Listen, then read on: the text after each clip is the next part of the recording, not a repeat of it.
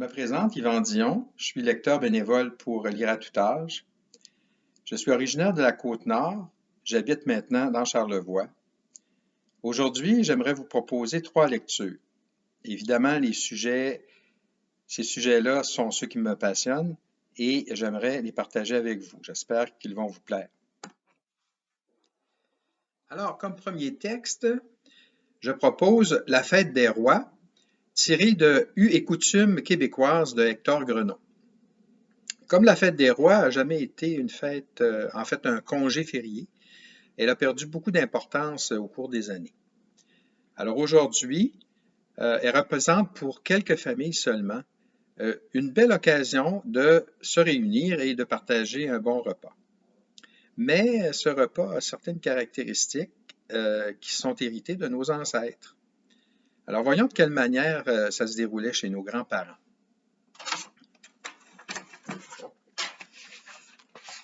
Alors, c'est tiré donc de ce livre, Us et coutumes du Québec, de Hector Grenon. Ainsi, outre les grandes solennités de la Noël et du jour de l'an qui survenaient à chaque hiver, notre groupe ethnique a, depuis fort longtemps, pris une part active à de petites manifestations joyeuses et fréquentes, présentant un caractère local particulier et souvent même assez mystique et étonnant.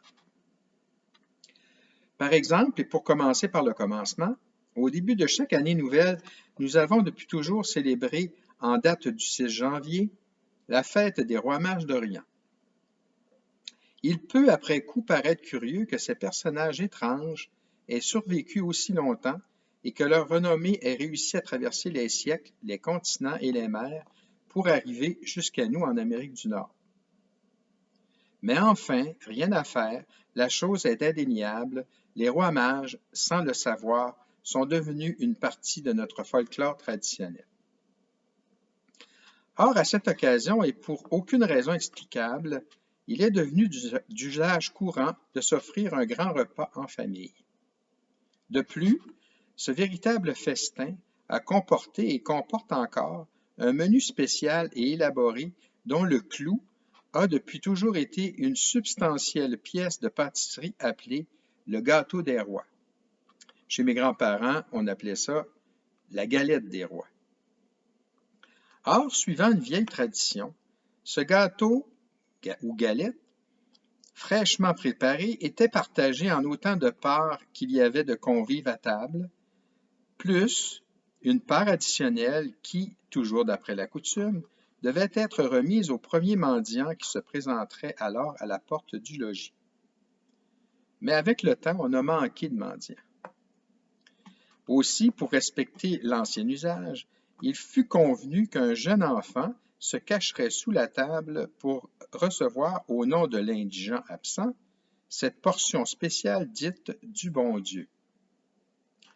En outre, une fève ou un autre petit objet était enfoui dans la pâte avant la cuisson et sa découverte faisait proclamer roi celui ou celle qui venait de trouver ce symbole dans sa portion.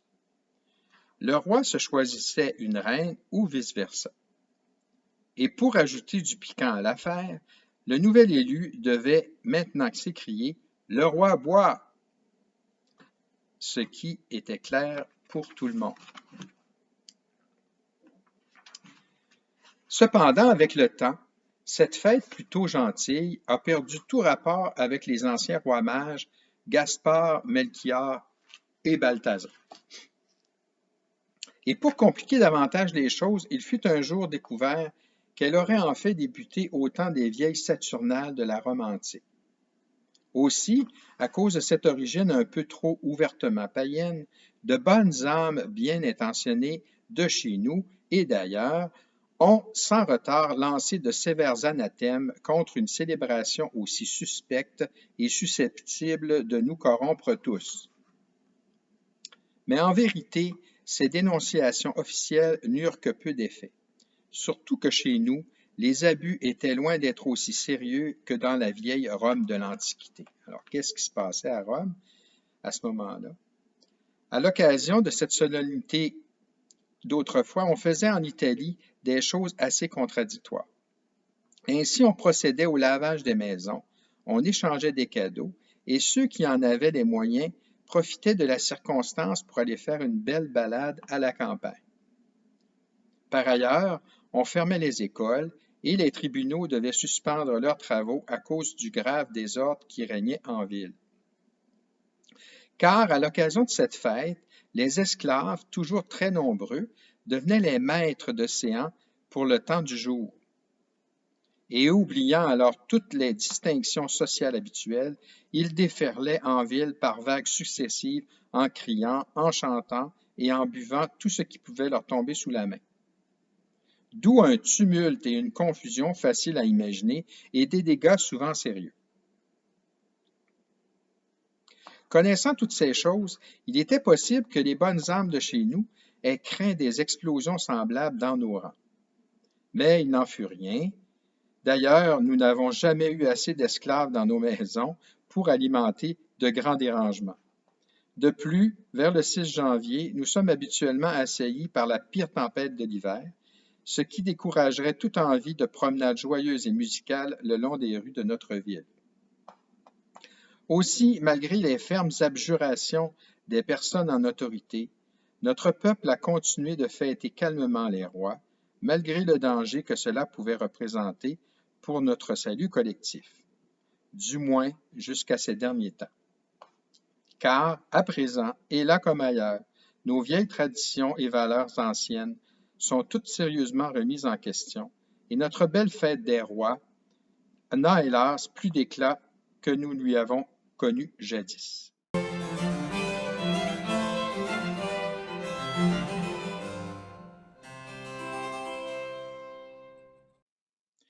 Comme deuxième texte, je propose Comment bien amarrer ses chiens avec des saucisses. C'est un texte tiré de l'actualité de novembre 2020, l'auteur Jean-Benoît Nadeau. C'est un texte qui explique en fait l'origine de plusieurs mots, soit qu'on utilise ou qu'on entend souvent. Ça démontre les liens qui unissent les communautés francophones en Amérique. Et en plongeant dans l'histoire du parler français louisianais, l'auteur explique comme ça que le parler louisianais prend beaucoup de vigueur de nos jours. Alors, le texte de M. Nadeau. J'ai toujours été ébloui par la poésie du parler louisianais. Il porte une espèce de génie particulier très fort, qu'il faut célébrer malgré les risques évidents d'engloutissement par le raz-de-marée anglophone. Est-ce l'influence créole, indienne, acadienne, américaine, les quatre, ou quelque chose encore? Mis à part le cas de Zacharie Richard et de son arbre dans ses feuilles, j'ai entendu parler cadien pour la première fois à la radio. J'avais 16 ans et nous arrivions du Texas sur l'immense autoroute sur pilotis vers la Nouvelle-Orléans. Alors que quelqu'un changeait les postes sur le récepteur, j'ai soudain entendu un type à la radio qui annonçait en français qu'on vendait de la vaisselle pour manger dedans. Nous faisions le tour des États-Unis depuis 2 mois. C'était la première fois que j'entendais du français sur les ondes et je ne l'ai jamais oublié. Bien des années plus tard, en reportage en Louisiane, je me suis intéressé tout spécialement à la langue et à la culture du pays. Le cinéaste Charles Larocque m'avait fasciné en me racontant que les Cadiens se saluent encore en demandant « Comment les haricots? » Selon la situation, on répond « Les haricots sont salés » ou « Les haricots ne sont pas salés ». En fait, c'est une allusion au lard qu'on cuisait avec les haricots quand on en avait les moyens ou pas. Autre variante, comment sa plume? Là, c'est par allusion au fait qu'on peut mettre ou non la poule au pot. Si ça plume joliment, ben, ça veut dire que ça va très bien, merci. Le parler cadien traditionnel est très lié au terroir local, qu'il s'agisse d'expressions comme « sérieux comme une poule après pondre » ou « amarrer ses chiens avec des saucisses ». Bon, l'expression veut dire « être riche », si on peut amarrer ou attacher ses chiens avec des saucisses. Ici, un capon, c'est un poltron, parce que ça vient de chapon, pardon, qui est un coq castré. Et une ratatouille, c'est une querelle entre conjoints. Cela fleure bon la fameuse cuisine cadienne avec son mac chou, qui est une recette typique à base de maïs. Son tac-tac, c'est du maïs soufflé, c'est bien trouvé. Son boudin, alors c'est comme chez nous, porc, riz, oignon, du piment, mis en tripes. Et son gombo, qui est un ragoût dont on dit qu'il existe autant de variétés qu'il y a de Cadiens. De la table à la musique, il n'y a qu'un pas. Les haricots ont donné leur nom à l'un des principaux genres musicaux louisianais, le zydeco, qui est un mélange de blues et de rhythm blues. Le mot est une déformation de zaricot. Quant à la plus célèbre expression louisianaise, lâche pas la patate, qui veut dire en fait tiens bon, elle provient d'une coutume, la danse de la patate, où les couples devaient tenir une patate entre leurs fronts. La coutume s'est perdue depuis 2 générations, mais la fameuse chanson éponyme de Jimmy C. Newman a immortalisé l'expression. Les Québécois ont plus de facilité que les Français avec le parler cadien. D'abord parce que l'oralité est plus forte au Québec, mais aussi parce que les parlers populaires cadiens et canadiens ont des racines communes. Comme dans bien des régions de France, toutefois, on prononce chien pour tien. On s'abrille, c'est-à-dire se couvrir. On débarre la porte. Quand on est mouillé, on est trempe. Et on dit à cette heure pour maintenant. Évidemment, américanité oblige, le parler cadien compte énormément de calques ou d'expressions traduites de l'anglais. Le terme cajun est lui-même une translittération anglaise de cadien. À l'inverse, un des traits de l'anglais louisianais est la présence forte de mots français, davantage que pour l'anglais québécois. En particulier des verbes comme tout traîner, tout rôder, tout fouiller, qui sont compris par tous, même dans leur conjugaison française. Cette histoire complexe fait que plusieurs termes locaux ont diverses significations. Par exemple, il y a 2 siècles, créole désignait une personne riche. De nos jours, selon la zone, ce terme peut vouloir dire un Cadien, un Autochtone ou un Afro-Américain. Cadien tend aujourd'hui à désigner quelqu'un qui parle français, alors que Cajun fait plutôt référence à un Cadien assimilé. Toujours est-il qu'on assiste actuellement en Louisiane à une espèce de renouveau francophone. Dans ce renouveau, la vieille identité cadienne tente à se diluer en francophonie louisianaise, un peu comme ce que l'on observe au Canada où la jeunesse va se déclarer volontiers francophone plutôt que franco-ontarienne ou franco-manitobaine ou francascoise. Ce second souffle a des effets intéressants sur la langue, car le français cadien n'est pas nécessairement celui des jeunes francisés par l'immersion ou les écoles. Ceux-ci se revendiquent d'une même histoire, où il me semble cependant que le folklore tient moins de place. On dit encore chevrette pour crevette, noncle pour oncle ou ti pour petit. Mais il y a une tension certaine entre un français cadien assez normatif et le parler du terroir. Toutefois, ce genre de tension intergénérationnelle est en soi un signe de santé, un peu comme au Québec. À Montréal, bien des jeunes n'utilisent plus des expressions qui étaient courantes il y a 2 générations quand ils les connaissent. Et personne ne pleure le vieux air roulé des chansons de Robert Charlebois qui vieillit bien malgré tout. Il en sera de même du parler cadien, il va forcément voir naître de nouveaux usages.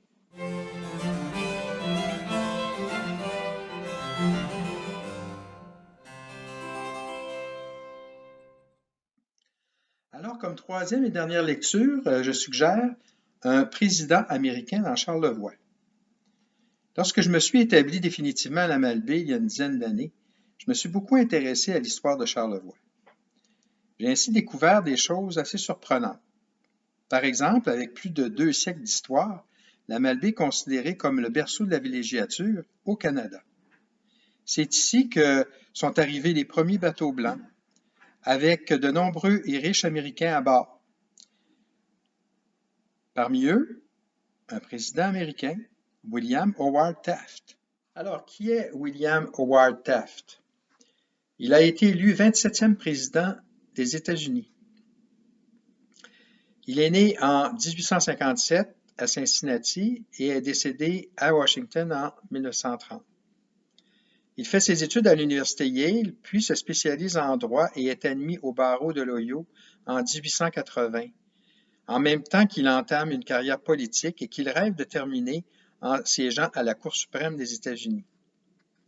Sa femme, Helen Aaron, qu'il épouse en juin 1886, n'apprécie pas son manque d'ambition et le pousse vers des postes plus en vue.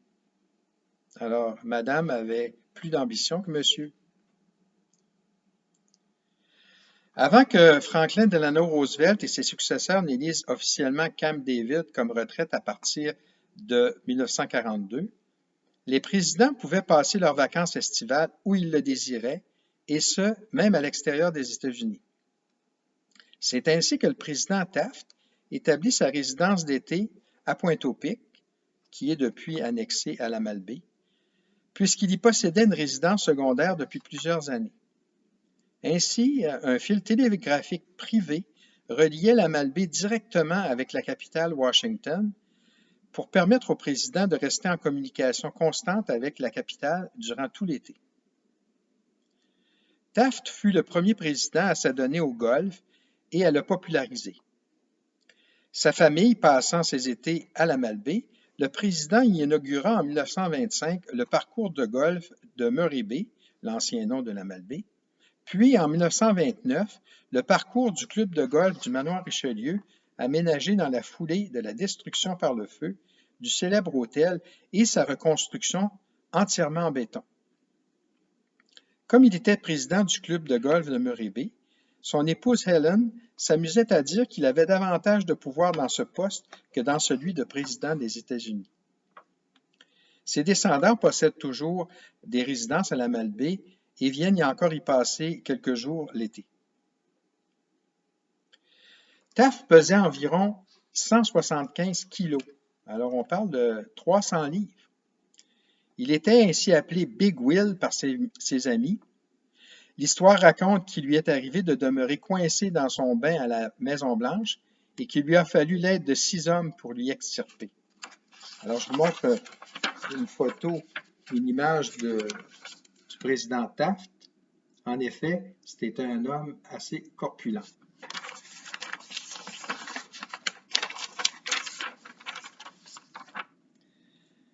Le premier bureau ovale, symbole par excellence du pouvoir exécutif aux États-Unis, a été conçu pour le président Taft en 1909.